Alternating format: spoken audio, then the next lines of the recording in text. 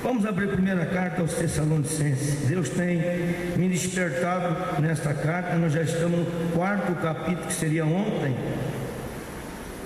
na segunda-feira, ali na Ponte Alta. E Deus tem me feito sentir o zelo que Paulo teve para com esta igreja de Tessalônica, uma igreja, quando ele entrou para pregar o Evangelho, debaixo de uma grande perseguição, grande afronta, teve que sair até, chegou mais à frente em Bereia e achou que os bereianos eram mais calmo, mais tranquilo, mais pronto para ouvir a palavra do que os de Tessalônica. Mas a obra foi realizada, a igreja foi fundada, e ele chega até mesmo depois, não vamos ler todo o capítulo, né? Mas o que me fez eu ver o zelo, irmãos, sobre a pregação do Evangelho, a mensagem de Deus para salvar o pecador. Mas nós temos que ser completo. Não é só salvar aqui no mundo, mudar de vida, ser liberto disso, daquilo, para ter uma vida melhor, para voltar a saber ter amizade com o outro, viver bem com o vizinho, na família, pagar as continhas direito. Não é só isso. Melhorar monetariamente, você não vai gastar mais com os vícios. Mudar de roupa, mudar de muitos costumes maus, que o homem que não teme a Deus, não conhece Deus, que Deus é santo. E não é só isso, é ter a vida eterna, é ter esperança, e por esse início de uma nova vida em Cristo, mediante a fé, ouvindo a palavra de Deus, se preparar ou estar pronto para qualquer momento a volta do Senhor. E eu pude observar nos 5 capítulos da primeira carta, não vamos falar a segunda carta, só a primeira carta. Paulo teve esse cuidado de tocar nesse ponto, sobre a vinda do Senhor, sobre a volta de Jesus. Quer dizer, ele deixou claro para aquela igreja, ele estava ausente, foi a carta que ele escreveu.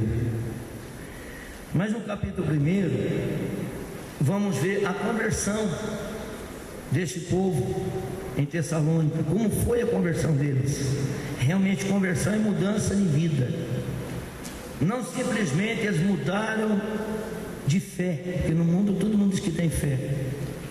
Não, fé é a que vem pelo ouvir e ouvir pela palavra de Deus. É a palavra que mostra a quem devemos crer, em quem devemos confiar, em quem devemos esperar. Só em Deus.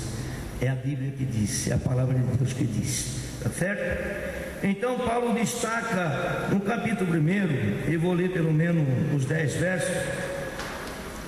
Ele identifica, lógico, na saudação, ele, Paulo, Silvano e Timóteo foram homens que trabalharam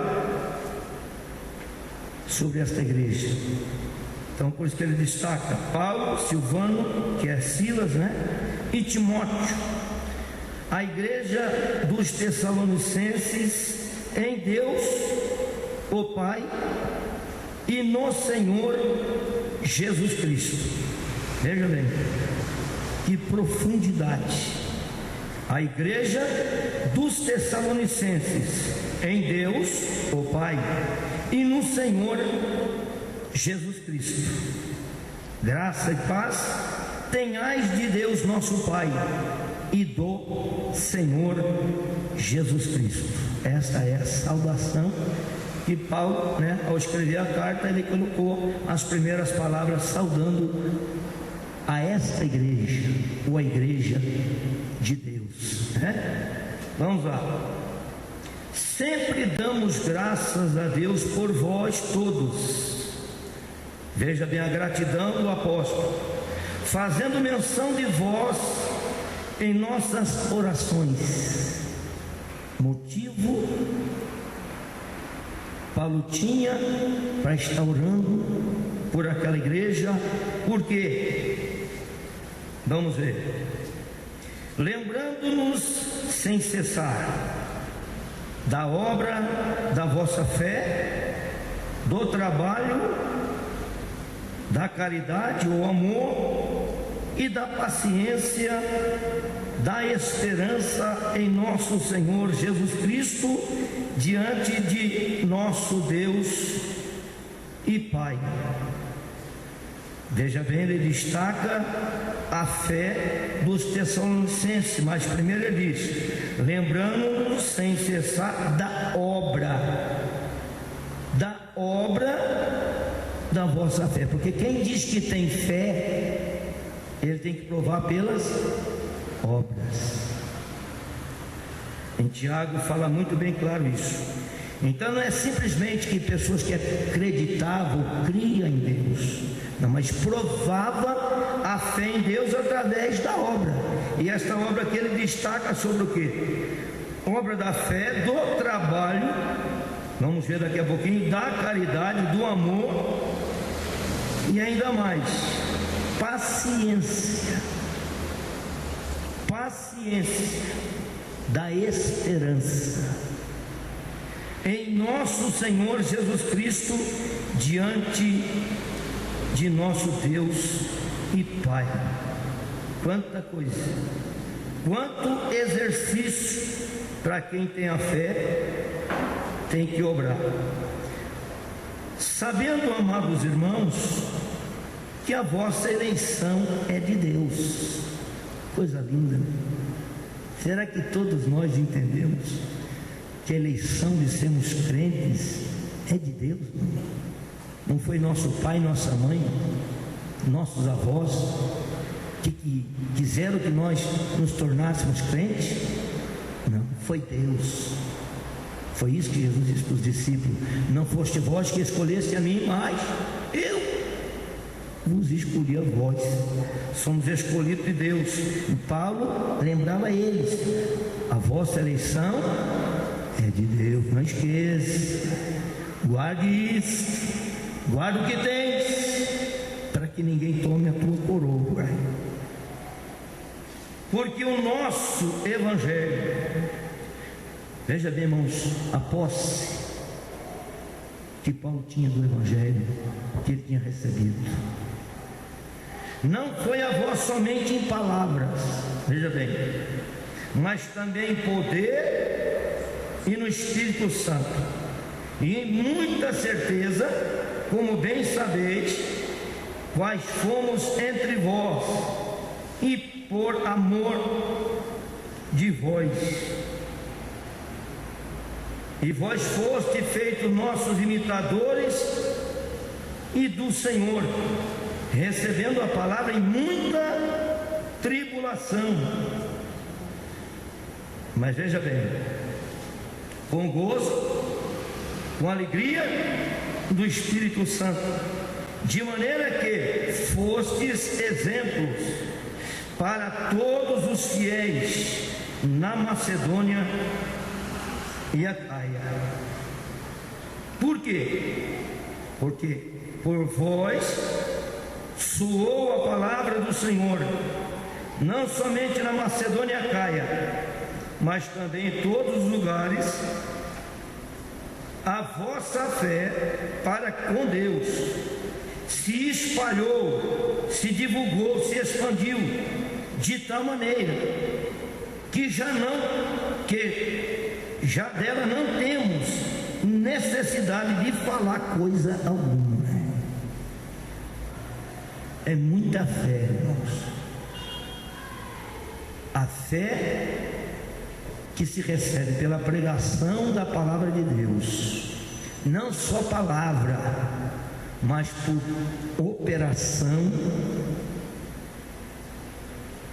do Espírito Santo no coração daquele que ouve a palavra.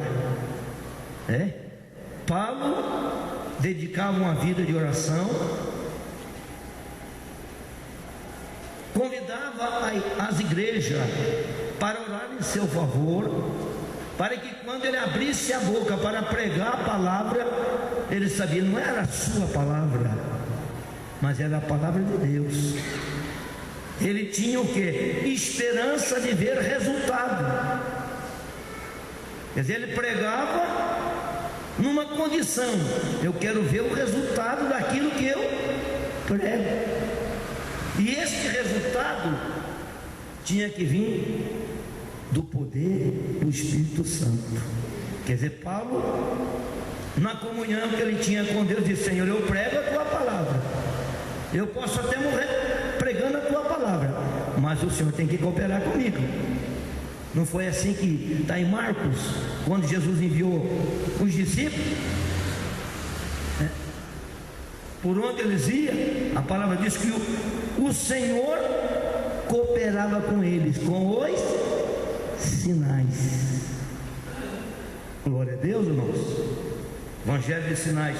E o maior sinal que este evangelho, pregado pelos apóstolos e pregado pela igreja de hoje, ele tem que ser de tal forma que haja transformação, mudança na vida das pessoas. Primeiro, porque agora são eleitos de Deus. Nós temos a Deus, um Deus que zela por nós, um Deus que nos ama e que tem um plano maior do que nós servir Ele aqui na terra. Ainda que com tribulação, ou muitas tribulações, como é o caso deles.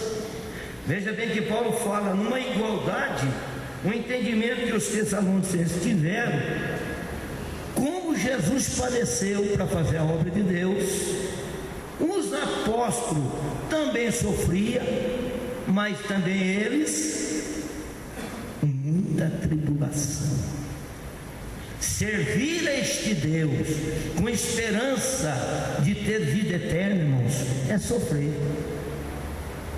sofrer tribulação, é ser incompreendido. Quem anda no Espírito nunca vai agradar quem anda na carne. Não tem como andar dois juntos, senão ambos não estiverem de acordo. E servir a Deus não é agradar a si próprio, não é agradar o próximo em primeiro lugar, primeiramente a Deus, depois agradar o próximo, para daí a gente pensar, a gente só consegue agradar a Deus e o próximo quando Deus se agrada de nós. Aí Ele faz nos sentir como é bom andar com Deus, como é bom entender o plano de Deus, entender a vontade de Deus. Não era o que Jesus falava? Eles que veio ao mundo para quê? Para fazer a vontade dele? Para satisfazer ele próprio? Não.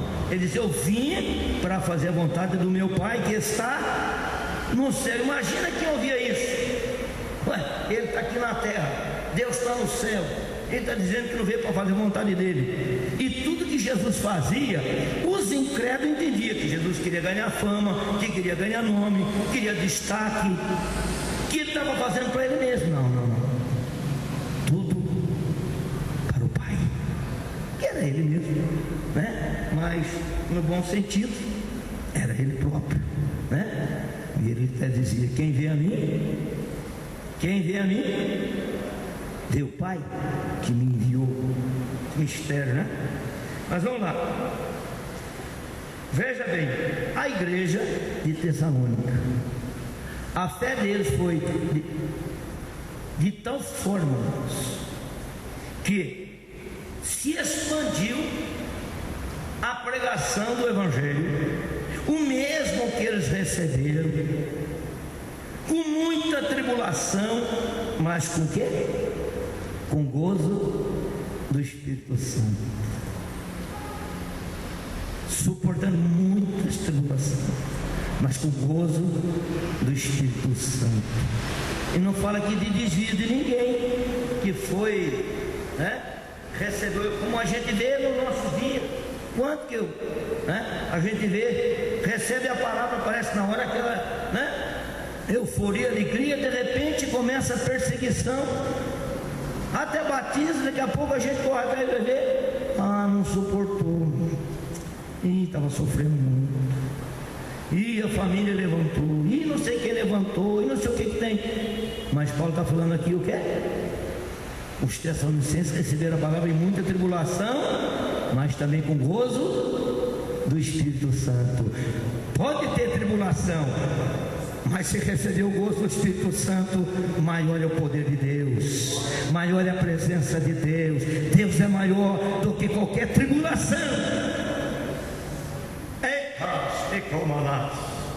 Deus dá suporte para quem confia nele, espera nele.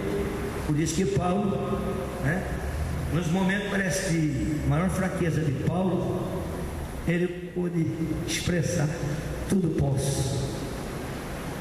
posso naquele que me fortalece. Quer dizer, Paulo quis dizer que quando ele pensava que ele estava fraco, não aguenta mais, mas ele cria, confiava em Deus, e Deus levanta Paulo. Não vai parar ainda não, ainda tem mais para ti. Cobra ânimo, renova o ânimo em Deus, irmãos, a força e poder. O que muita, Efésios no capítulo 6, oh meu Deus, que todo crente lesse aquele texto, recomendação no capítulo 6, a partir do verso 10. Irmão, para nós vencer do lado de Deus, sou armado com as armaduras de Deus. Mas quem para meditar o que é a armadura de Deus? E nos dias que nós estamos vivendo hoje, eu que há 36 anos vim para o Evangelho, e lembro que quando a gente dobrava o joelho, põe a boca no pó, naquele tempo tinha muita poeira lá na congregação, no bairro onde eu moro, até hoje, lá não dava para passar nem cera, era muita poeira. Imagina passar cera em cima do poeira, imagine. A gente quando punha a boca ali era no pó mesmo, nem diácono não era, me colocava de porteiro, eu ficava na porta, daqui a pouco pedra na porta, era só começar a igreja a orar, irmãos, vinha pedra na porta, pedra no telhado, pedra no vitrô, e nós estávamos lá de joelho orando, clamando a Deus.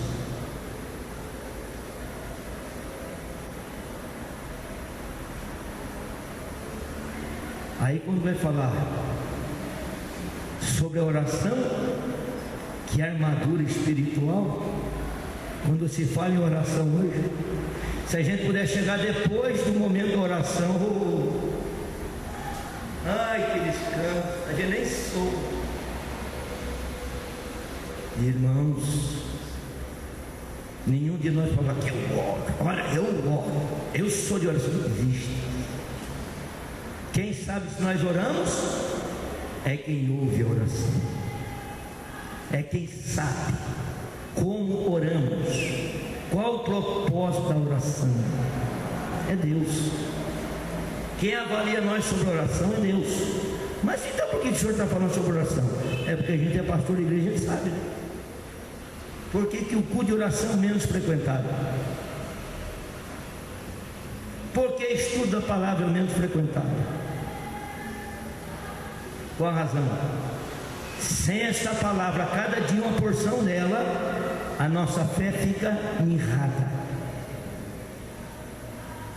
Quanto menos oração, menos comunhão com Deus. Porque, irmãos, o que liga a nossa fé em Deus, primeiro a palavra, e segundo o contato pela oração. Os fariseus sabiam orar, palavras encaixadas adequadamente, assim eles pensavam. Mas a Bíblia fala que não. Simplesmente um pecador reconheceu que ele era o quê? Miserável pecador diante de um Deus tão grande e santo, mas um Deus que tinha misericórdia e alcançou justificação. Paulo reconhecendo que essa igreja entendeu a obra, não é receber a fé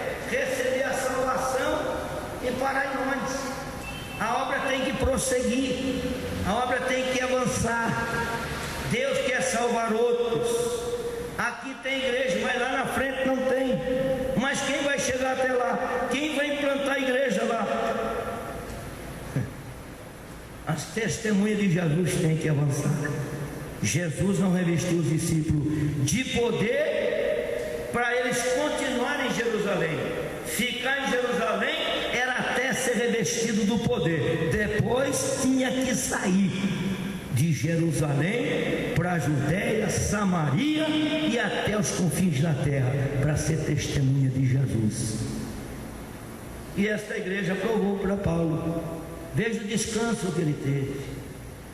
Uma oração numa forma de descanso. Uma igreja que entendeu a obra, a eleição deles. Porque agora eles eram crentes.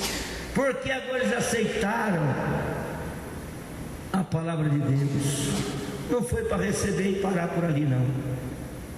Recebemos de graça, vamos espalhar de graça. Amém, irmãos? Versículo 9. Veja bem, Paulo diz que não tinha que falar mais nada sobre eles, a fé deles. Pronto. Essa igreja é uma igreja que entendeu na íntegra os planos de Deus para com a vida deles. Não, Paulo, não, vocês têm que sair do comodismo, porque não é só para vocês, não. Vocês têm que expandir, vocês têm que fazer obra missionária, vocês têm que evangelizar outros. Nada. Eles entenderam perfeitamente que esta salvação é para todos os que crerem, mas para crer tem que ouvir alguém pregar. Então Paulo disse, acerca dessa fé não tem que falar nada. Cada crente ele entendeu, sabia, nós somos testemunho de Jesus, fez bem para nós, vai fazer bem para outros também. Então vamos trabalhar, vamos avançar. Verso 9 diz: porque eles mesmos, veja bem, Paulo tinha notícia, eles mesmos anunciam de nós qual a entrada que tivemos para convosco, e como dos ídolos, olha aí, vos convertestes a Deus, para servir ao Deus vivo e verdadeiro. Oh, meu Pai, nós temos que ensinar isso, ensinar pontilhadamente. E como dos ídolos convertestes a Deus, para servir ao Deus vivo. Deus do crente é o Deus vivo, e é o Deus que é verdadeiro. O que mais que nós queremos? Olha o propósito de tudo isso: e esperar dos céus a seu Filho, a quem ressuscitou dos mortos, a saber, Jesus, que nos livra da ira futura. Essa é a introdução da carta. Aquela igreja que ouviu o Evangelho, no meio de muita luta, muita tribulação, mas com gozo do Espírito Santo. Eita, calamachúria, clamando que me comandar. O Evangelho de Jesus Cristo pregado na essência, ele provoca uma reação no ouvido do pecador, e ele, quando recebe pela fé, ele age, recebo, aceito, quero isso para a minha vida, ainda que levante a luta, mas a palavra de Deus não é só palavra. Jesus disse: as palavras que vos digo são espírito e vida. Espírito e vida. O espírito é que dá vida à palavra, a palavra é que destaca o poder do Espírito, e quem recebe a palavra deve receber no poder do Espírito Santo de Deus. Veja a meta de Paulo: eles vivendo em conformidade com a vontade de Deus, com aquilo que um apóstolo pregou para eles. eles agora praticando semelhantemente. Paulo tinha notícia de outras regiões que chegavam para Paulo: olha, a obra de vocês não foi em vão não, né? O povo lá está repartindo o que eles receberam de vocês, está distribuindo por toda parte. E aquilo foi um descanso para Paulo. Os dias de hoje, né, irmão? Quem que diz para Deus? Não precisa falar para o pastor: pastor, eu estou lutando para evangelizar, eu estou lutando para ganhar uma alma, eu estou lutando para evangelizar o meu vizinho, o meu colega de trabalho, na minha escola.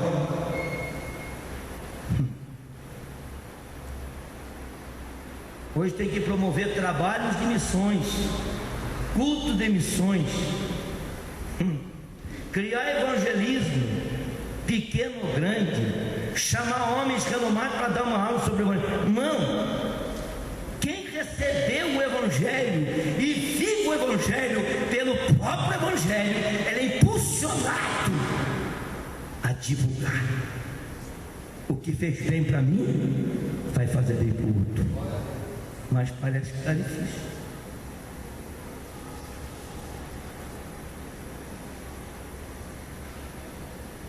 Veja bem que a conversão, ela leva a uma esperança.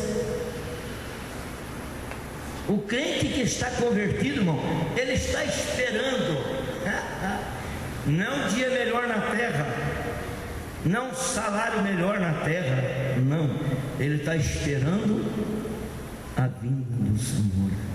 Se isso não move a nossa fé, não nos faz ser crente de verdade, não nos faz congregar, porque congregamos para adorar, congregamos para cultuar o nosso Deus e dizer que nós temos razão de louvar, de glorificar, de dizer glória a Deus, aleluia, e falar em mistério com Ele, porque é dele, o mistério é dele, recebemos para falar dele e sobre Ele. Se isto não faz motivo para nós, como é que nós vamos sair fora do templo? Que prazer, que entusiasmo vou ter de convidar alguém lá fora para vir para o culto. Quando diz que nós estamos vivendo hoje, a gente só quer receber, quer que a gente faça culto assim, culto assado, e porque quer receber, irmão. Quem dá é Deus. E não precisa muito movimento para receber, não, porque olha, o que eu tenho recebido de Deus são em momentos pequenos, reunião pequena, reunião de oração pequena, reunião de escola musical pequena, e Deus até em Arlírio. Esses dias no Arlírio nós estamos pregando, parece que Deus me tomou, meu Deus, parece que eu perdi o controle. Deus me trouxe, a mensagem continua, não perdi o foco da mensagem. Dentro da casa da consola, o senhor lá, Mancita, foi: meu Deus, o que é isso? E estávamos numa meia dúzia de irmãos, e o resto estava evangelizando na rua, para o trabalho que tivemos, corpo a corpo. É isso. Mas todo esse motivo, irmão, é porque nós sabemos que Jesus vai voltar. Jesus vai voltar. O Senhor vai voltar. A esperança deles era, depois da conversão, depois que Jesus mudou a nossa vida, irmãos, o que mais queremos? Eu queria ganhar melhor, eu queria ter um carro melhor, eu queria ter uma casa melhor. Tudo isso a gente pode ter, ninguém é proibido, Deus tem para dar para nós, mas a razão da nossa fé tem que estar inteiramente olhando para cima, olhando no âmbito espiritual, olhando na vertical, porque para ter coisa na terra não precisa ser crente nem servir a Deus, irmão. Mentindo, matando, roubando, o povo está aí, cheio de bens, e põe bem nisso, mas o maior bem de Deus é a fé em Jesus Cristo, e a esperança que Ele não só morreu por nós, não morreu só pelo nosso pecado, não, mas ressuscitou para nos justificar diante de Deus. E se estamos justificados pela fé em Jesus diante de Deus, podemos esperar Jesusinho. É o que eles faziam, esperar no céu a seu Filho, a quem ressuscitou dos mortos.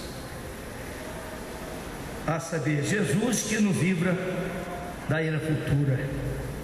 O capítulo 2, tocando ainda sobre o alvo de Paulo para aquela igreja, destacando o trabalho da fé deles, a obra da fé deles, mas sempre mostrando para eles, destacando a esperança deles na vinda do Senhor, na volta do Senhor. No capítulo 2, versículo 19, 20, porque qual é a nossa, veja bem, irmãos, o obreiro que tem um entendimento do que ele faz perante Deus, né? Porque qual é a nossa esperança, ou gozo, alegria, ou coroa de glória? Porventura não sois vós também diante de nosso Senhor Jesus Cristo e em sua vida? Na verdade, vós sois a nossa glória e gozo. Veja bem, Paulo, ele tinha convicção do trabalho que ele fazia, e por isso ele buscava gozo, ter gozo, alegria do fruto do trabalho que ele fazia, porque ele não estava fazendo para ele. Mas o gozo, a alegria de Paulo qual era? Era os crentes está o quê?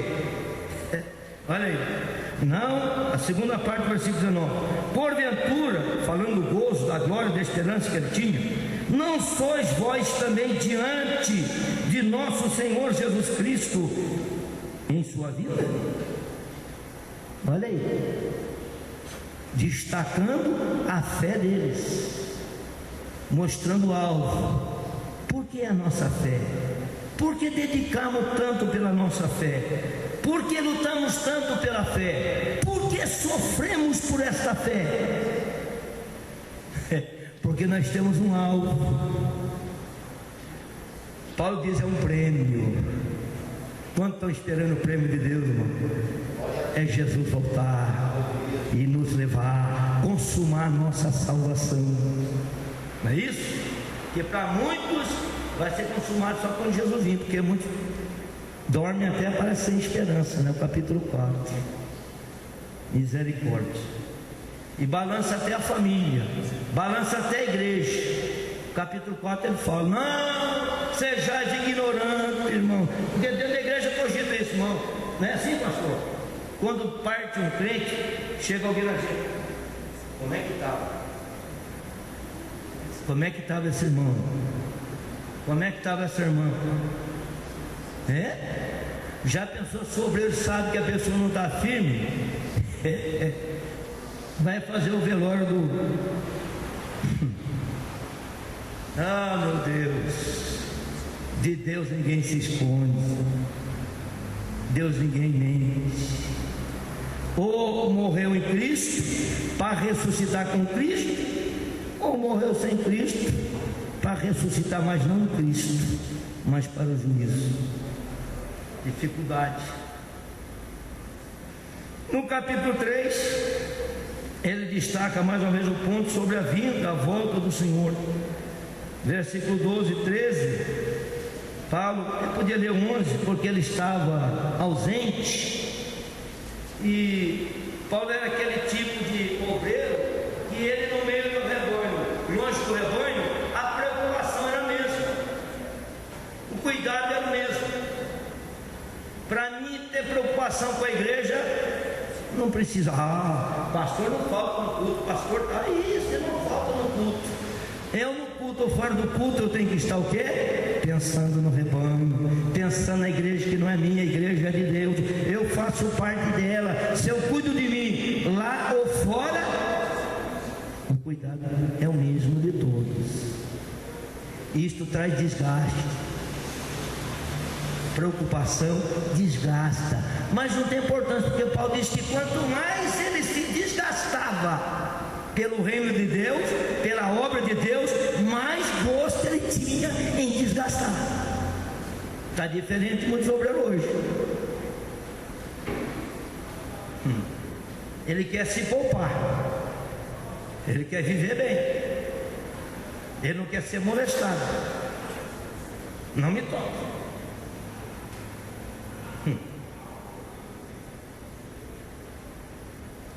Obreiro não pode ser chamado obreiro, tem que ser obreiro chamado.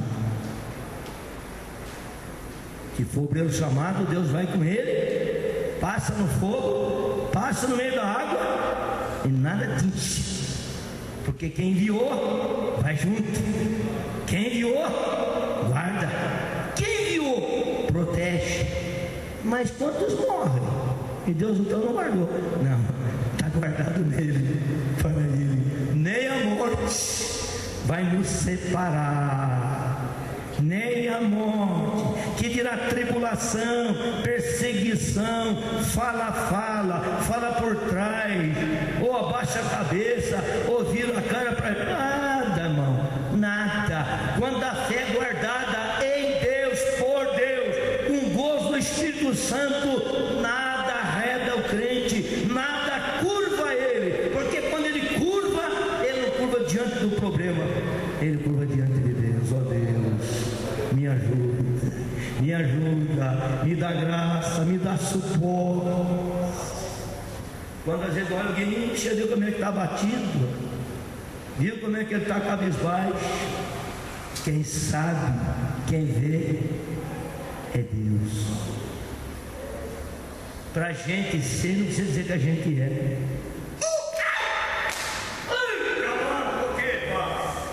Ninguém precisa dizer que é, mas dizer, Deus é, Deus é, Deus é, Deus é o Senhor de tudo e também de mim. Deus cuida de mim, na sombra de suas asas, não ando sozinho. Nós não andamos sozinhos, não andamos sozinhos. Se andamos com Deus, com a fé nele, pode bater, pode falar o que quiser, pode levar.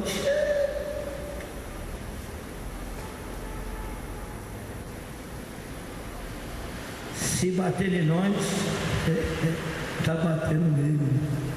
Vamos andar com Deus, vamos andar com Deus, vamos andar na direção que Deus nos chama, é a vida eterna. Então Paulo, quando ele diz no versículo 11, ora, veja bem o desejo, a honra que ele tinha por aquela igreja, o mesmo nosso Deus e Pai e nosso Senhor, como ele destaca, como que ele destacava Deus e também o Senhor Jesus Cristo.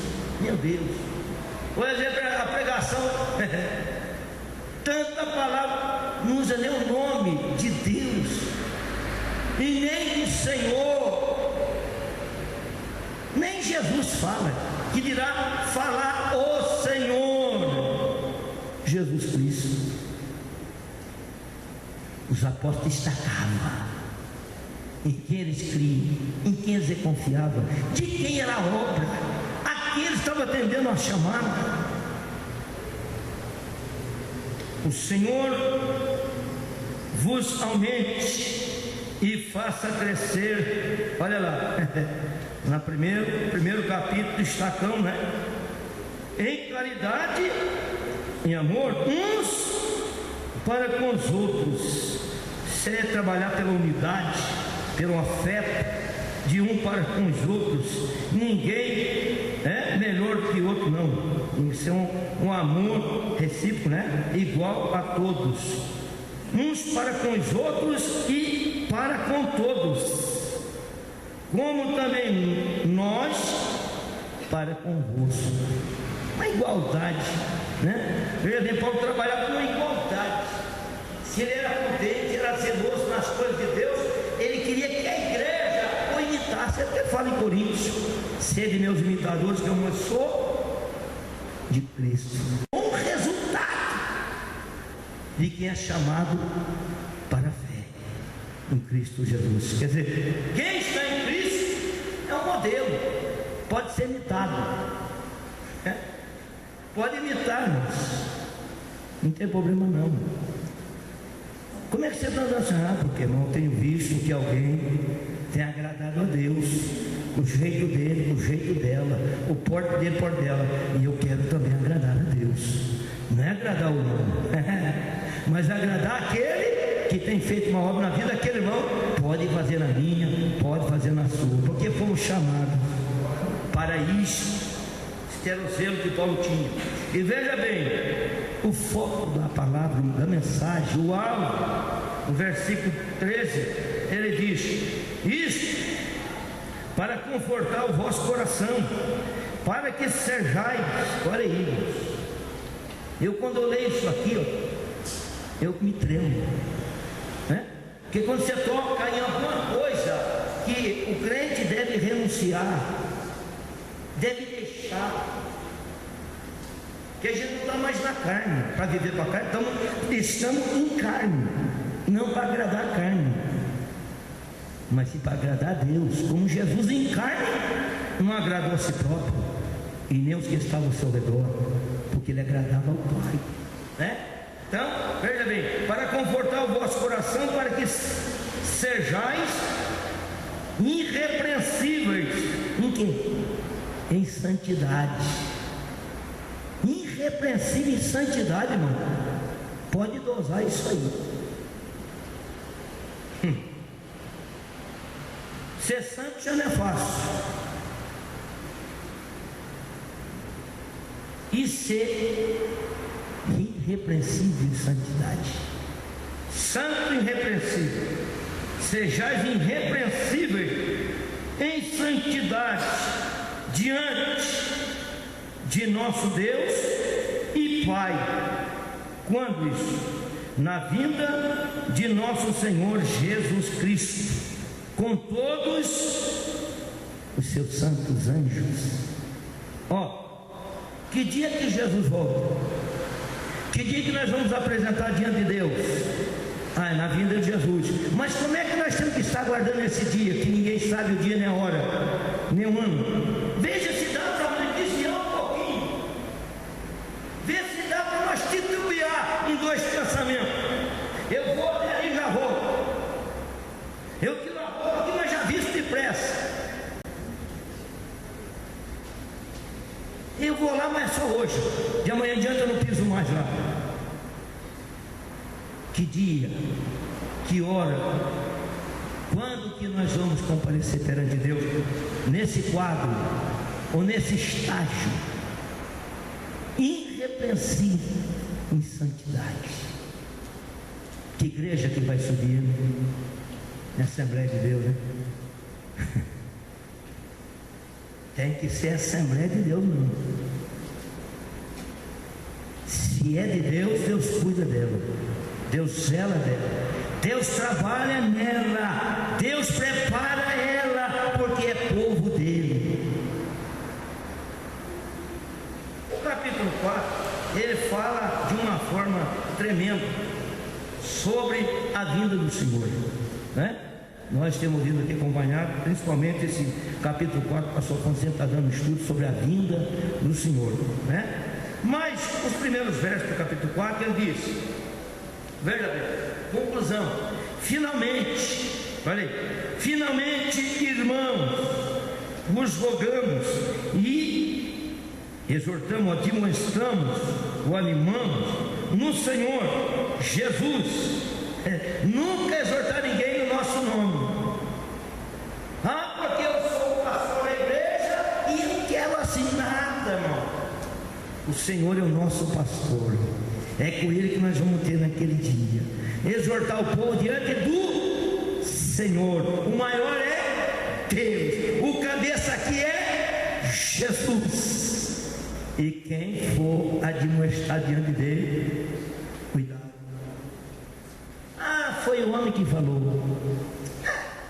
É o jeito do pastor mesmo, é o jeito dele. Não, Paulo não queria mostrar o jeito dele, mas do Senhor, o qual escolheu ele, chamou ele para ser cuidador da igreja do Senhor. Então veja bem, exortamos no Senhor Jesus, que assim como recebeste de nós, isso aqui é profundo, assim como recebeste de nós, de que maneira convém andar, aleluia, e agradar a Deus, assim andai, para que continueis, o que, crentes, igreja, a progredir cada vez mais.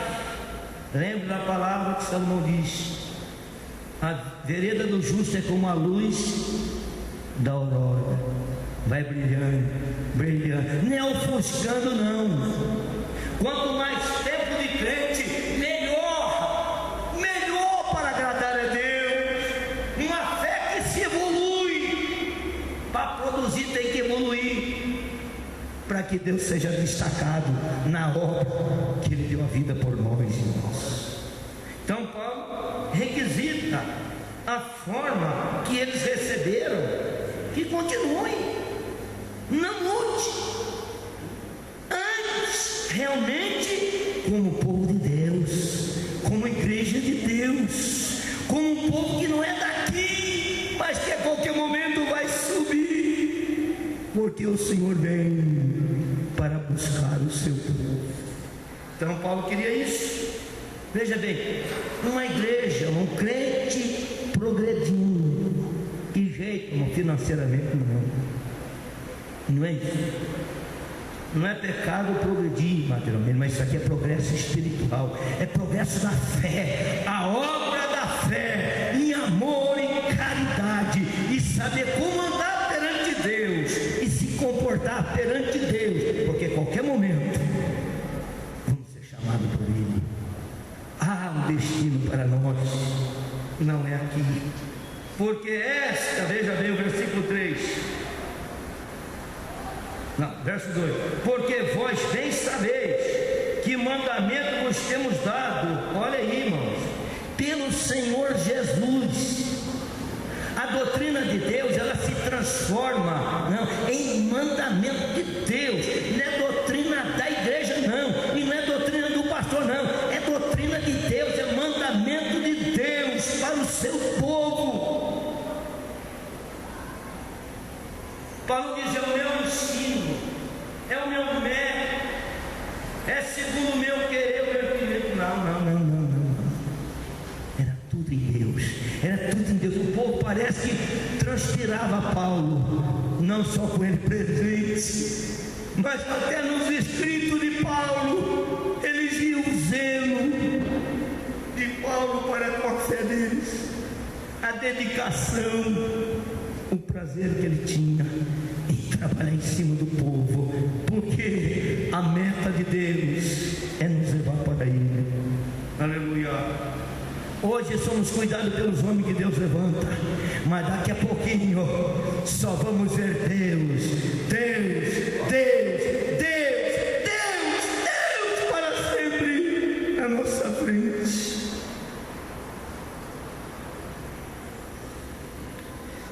Aí ele diz, verso 3: porque essa é a vontade de Deus, a vossa santificação. Veja bem, não era a vontade de Paulo, da igreja ser santa. Ele transmite, porque esta é a vontade de Deus, a vossa santificação, e que vos abstenhais da prostituição, e que cada um, olha bem, a individualidade.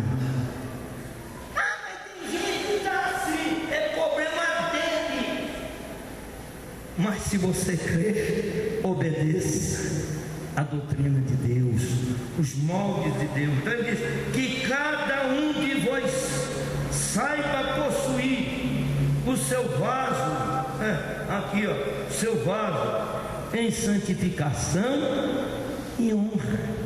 Irmãos, se eu não cuidar desse corpo como um vaso, tem pregador que diz: mano, Deus me chamou para ser vaso. Eu sou vaso, mas como estamos cuidando desse vaso? Em santificação? Em honra? Primeiro santificação, porque nos separamos para Deus e para a sua obra. Em honra, porque Deus nos chamou, irmãos, para sermos diferentes. Se o mundo nos aborrece, mas Deus nos honra. Nós somos honrados não pelos homens, não pela mídia, mas somos honrados por Deus. É Deus que nos honra quando obedecemos em entendemos a voz do seu Espírito. Aleluia. Aí diz: não na paixão da concupiscência como os gentios. Veja aí, que não conhece a Deus, mas crente conhece a Deus. Nós gentios estávamos longe de Deus, mas agora somos família de Deus, Israel de Deus, povo de Deus, igreja do Deus vivo, né? Para Deus uma acepção de pessoa, tanto o judeu como o grego, em Cristo é batizado no mesmo Espírito. Se é batizado no mesmo Espírito, é o Espírito que inspirou a mesma palavra para salvar um e salva o outro também, preparar para a vinda do Senhor. Não na paixão da concupiscência ou cobiça como os gentios que não conhecem a Deus. Veja bem, o crente conhece a Deus, mas que jeito que está andando, que jeito que está vivendo, como está o seu vaso, lutando para se santificar, lutando para ter honra diante de Deus. Não dos homens. Quem se separa para Deus, não se separa para Ele. Nós não precisamos dizer para ninguém que nós estamos fazendo isso, fazendo aquilo, ou que deixamos. Não precisamos ter isso. Quem sabe que tudo nós temos deixado é Deus, ou qual nos chama para honra. Aleluia. Você se honra, irmão? Você se honra como um vaso de Deus? Você tem prazer em servir a Deus? Você que tem prazer em cultuar a Deus? A honra pela qual Deus nos chama, precisamos conservar isso. Versículo 7, vou dar um pulo aí. Porque não nos chamou Deus para imundícia, mas para a santificação. Não, meu Deus, não podemos andar, viver como vive os outros gentios que não conhecem a Deus. Quem despreza isto, o versículo 8 diz: não despreza o homem, mas sim a Deus, que nos deu também o seu Espírito Santo. Então o crente tem gozo por ser salvo no meio de tanta tribulação e aflição, renúncia, abnegar a sua própria paixão e concupiscência, que agora ele não é mais gentio, ele é de Deus, conhece a Deus, Deus está nele, e Deus ainda dá para ele o Espírito Santo. Não estamos sozinhos, não. Jesus diz: não vos deixarei órfãos, voltarei para vós. Não estamos só.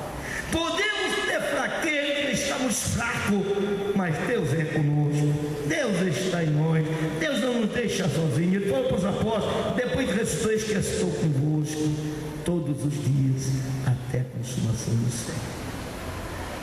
Adiantando um pouquinho, irmãos, no versículo 13, eu já falei alguma coisa, né? Por que essa necessidade de Paulo falar para eles? Uma igreja tão brilhante, uma igreja tão, né? Mas quando chega, irmão, olha, a gente parece que vai bem até perto da morte, mas quando se fala em morte, meu Deus, arranca cabelo. Quem tem bigode arranca até bigode. Essa mensagem não é de Deus, não. Ninguém aqui está pensando em morrer. Mas o problema não é morrer, irmão. A Bíblia diz que os vivos sabem que vai morrer. Agora o problema é como morrer. Em Jesus? Morrer com Jesus? É viver com Jesus. O problema é morrer. Como morrer? Que jeito viver essa vida? Tendo a esperança, como Jesus disse, no último dia vai estar com ele, não vai entrar em condenação, que já passou da morte para a vida. Não vivemos mais para nós, mas sim para Deus. Então vamos pular lá no versículo 16. Porque o mesmo Senhor, oh glória, Paulo nunca mudou, irmãos, do mesmo que ele conheceu a princípio.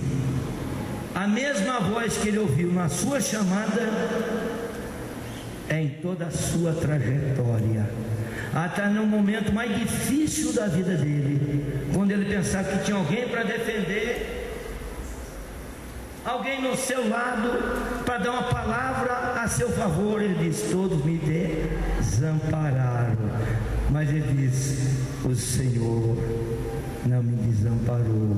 O Senhor me o mesmo Senhor. Por isso Jesus diz: ele é o alfa e o ômega, é o primeiro e é o último. Aleluia. O mesmo Senhor descerá do céu com alarido. Ele não mudou, irmãos. Hoje estamos pregando que a vinda de Jesus é uma e a vinda do Senhor é outra. Quem veio primeiro é Jesus e depois é o Senhor. Ué? Meu Deus, aonde está isso? Paulo foi enfático: o mesmo Senhor, Senhor Jesus Cristo. Aleluia. Senhor é Deus, né? Olha aí. Descerá do céu com alarido. Não sei destacar isso, que os irmãos sabem muito bem, né? Alarido, um barulho, com voz de arcanjo, com trombeta de Deus. E os que morreram em Cristo ressuscitarão primeiro. Depois nós, os que ficarmos vivos, seremos arrebatados juntamente com Ele nas nuvens, a encontrar com quem?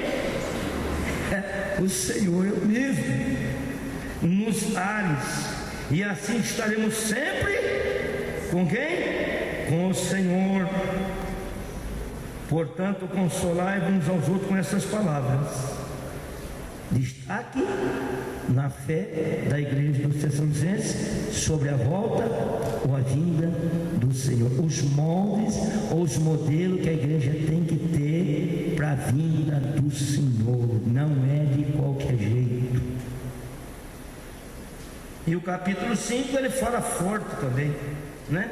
Um destaque que muitos ficam desapercebidos ou ficam aí confundidos com tantas coisas que se ouve, que vê, que acontecimento e tantas coisas que acontecem, fica desapercebido, como ébrios, pessoas embriagadas. E ele exorta forte isso aqui, ó: mas irmãos, acerca dos tempos e das estações, não necessitais de que vos escreva. Irmão, isso aqui não é doutrina do homem e nem de um pastor.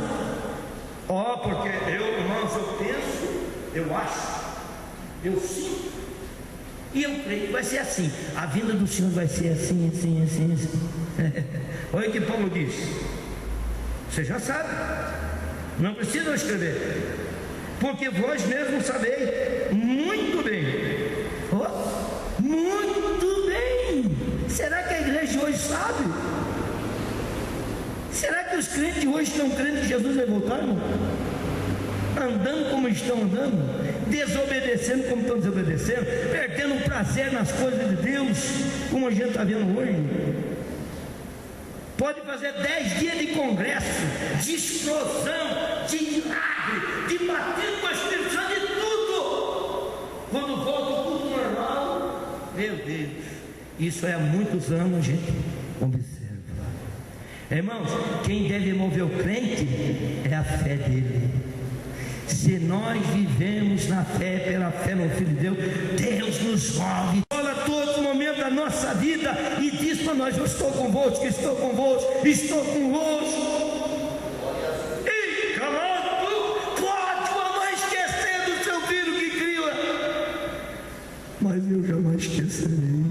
Deus não mudou, o Senhor não mudou, eu mesmo. É o mesmo que amou se entregando por nós, e é o mesmo que nos guarda até Ele voltar. Ele tem compromisso com quem Ele chama, com quem Ele escolhe, com quem Ele nomeia, com quem Ele perdoou com seu sangue e batizou com seu Espírito Santo. O penhor, a garantia na vida eterna. Aleluia. É longo esse texto, não quero falar tanto não, mas um pouquinho mais nós já vamos encerrar. Olha bem, a colocação que ele faz com a igreja: porque vós mesmos sabeis muito bem que o dia do Senhor virá como ladrão de noite. Quando eu vejo o pastor Sebastião Martins, né, saudosa memória, pastor, quantas vezes ensinavam que às terça-feira a vinda do Senhor, a vinda do Senhor, mas o tempo passa e muito esquece. Mas não é para esquecer não, Jesus vai voltar. o Senhor vai voltar. Olha para você mesmo. Você está preparado? Você está pronto para Jesus voltar agora? Vai para casa pensando, você está pronto? Se Jesus voltar, vai voltar hoje? Vai voltar essa noite? Você está pronto? Eis-me aqui, Senhor, pode me levar? É sério isso. Mas ele colocou isso sobre a igreja. Responsabilidade de cada crente que lê Bíblia, crê na Bíblia e obedece à Bíblia. Vocês não sabem que a vinda do Senhor vai ser como? Não vai ter aviso, irmão. Não vai ter aviso. Mas tem um termômetro. A nossa fé é o termômetro. Paulo morreu, mas guardou ela. Guardou ela. E a fé que Paulo guardou vai fazer ele sair da sepultura para encontrar com o Senhor da sua vida. Aleluia. E é fácil guardar isso. Judas na epístola diz que nós temos que batalhar pela fé. Você sabe o que é batalha, irmão?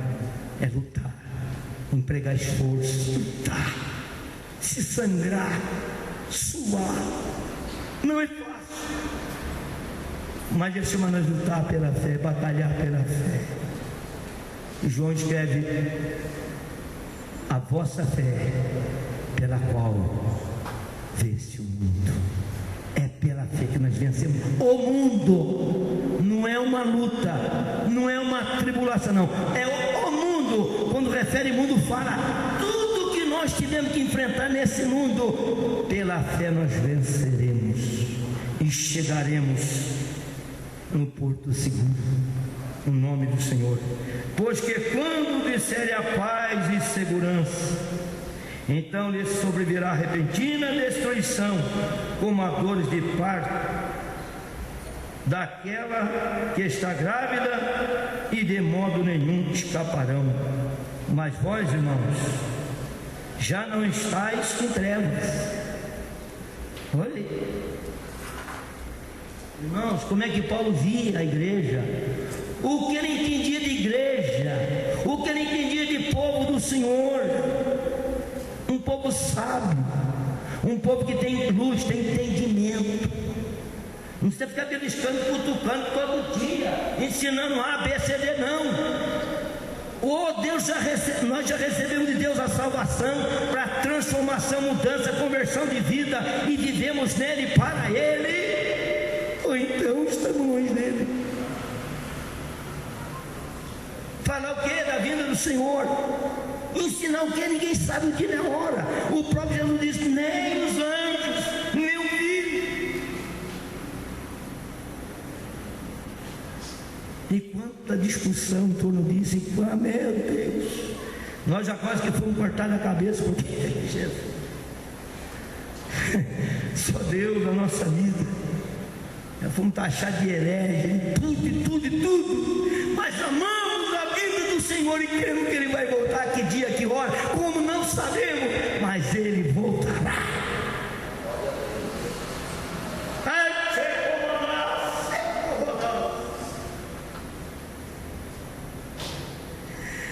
Mas quanto estão lutando só pelas coisas da terra? Se Jesus depender dele congregar uma vez na semana, Jesus vai ter que cruzar o braço, sentar, dormir e esperar ele chegar e bater: ô Senhor, hoje eu estou aqui, graças a Deus, com muita canseira, com muito cansaço, com muita fadiga, já estou até quase dormindo, Jesus, mas estou aqui chegando. E o culto tem que terminar 9 horas, senão Jesus, até 9 horas só tem que ir embora, não aguento mais. Tem misericórdia de mim. Luta por uma coisa que cada dia a gente está vendo passando, mas quem luta pelas coisas de cima não passa. É de eternidade a eternidade. Gozo aqui com Deus é gozo eterno. Felicidade aqui com Deus é felicidade eterna. Agora tem luta, é por pouco tempo. Tem tribulação, é por pouco tempo. O que é melhor?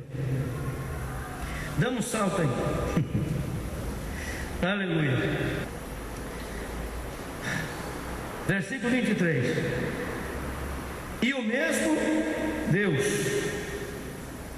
de paz vos santifique em tudo. O mesmo Deus de paz vos santifique em tudo. Como é que Deus vai santificar nós se nós não ouvirmos, aprendermos e guardar a sua palavra? Tem como Deus santificar. Mas Paulo dizia para aquela igreja: o mesmo Deus de paz. Que coisa linda, né, irmão? Ó, aleluia. O mesmo Deus o quê? De revolta, de ira. Nós não servimos um Deus de ira, nós servimos um Deus de paz, de paz, de paz.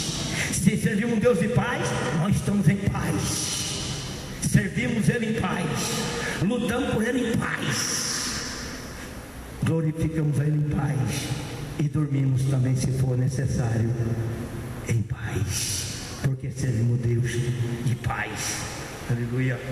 E todo o vosso espírito e alma e corpo sejam plenamente. O que é plenamente, irmãos? Não é metade, não é 3/4, muito menos 1/4, um pouquinho não. Plenamente conservado, plenamente, inteiramente, né? Completamente conservados, irrepreensíveis. Para quê, irmãos? Para nós destacarmos aí no mundo, ou diante de outras assembleias, de outras igrejas evangélicas, que a gente ouve isso, né? A gente que lida com outros pastores de outros lugares, né? Às vezes vem, a gente vai, eles perguntam assim: como é que está a assembleia? O pastor não levou isso. Ele falou: pastor, parece que eu vi uma igreja modelo, um pastor sério, viu o ministério sério, querendo coisa certa, querendo coisa justa. Vocês estão de parabéns. Eu vou levar para o Rio Grande do Sul, para o meu pastor, para a minha igreja. E olha, a igreja que eu fui, será que nós podemos dar glória a Deus? Uma igreja modelo? Ele disse: é isso que tem que ser. Vamos ser a Assembleia de Deus,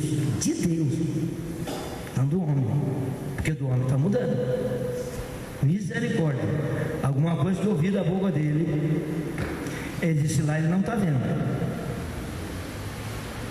Eles queriam compromisso, seriedade, respeito, sujeição, até que o pastor ele falou.